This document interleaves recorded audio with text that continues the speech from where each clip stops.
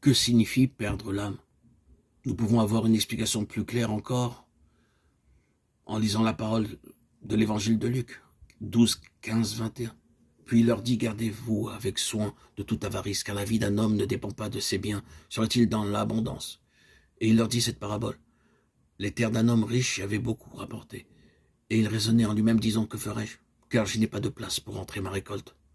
Voici, dit-il, ce que je ferai, j'abattrai mes greniers, j'en bâtirai de plus grands.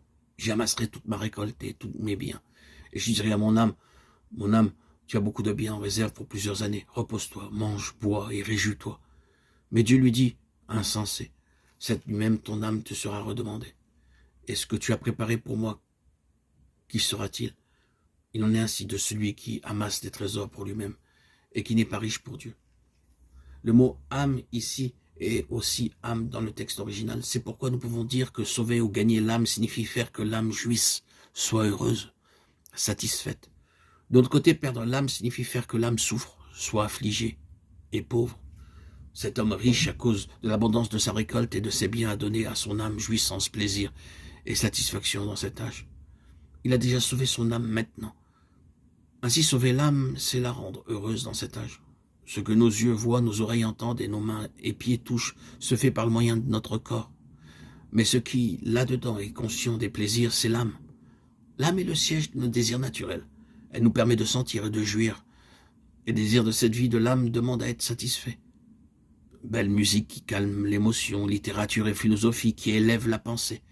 Cependant, si les gens cherchent dans ces choses la satisfaction ultime dans cet âge, ils perdront la satisfaction dans l'âge à venir.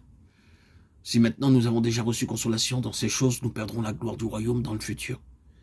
Quiconque sauve son âme dans cet âge, même s'il s'agit d'une personne qui croit dans le Seigneur, il a déjà gagné les plaisirs qui proviennent des oreilles, des yeux et du cœur. Par conséquent, dans l'âge à venir, il perdra tous ses plaisirs.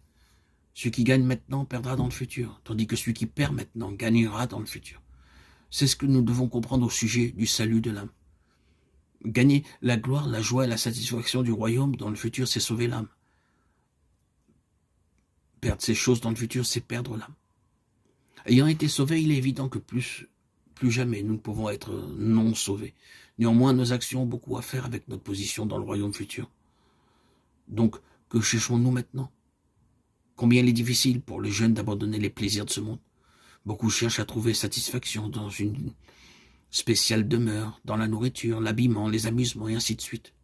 Ils ont déjà sauvé leur propre âme aujourd'hui. Par conséquent, ils perdront leur âme dans les jours à venir. Celui qui est déjà sauvé n'ira jamais en enfer, mais il pourra ne pas jouir des bénédictions du royaume. Le Seigneur ne nous forme pas pour être des ascètes.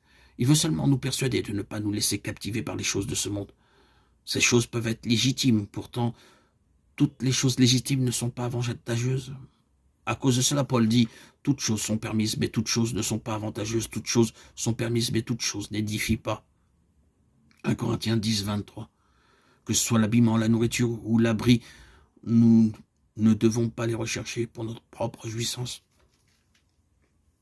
Nous devrions faire toutes choses pour la gloire de Dieu.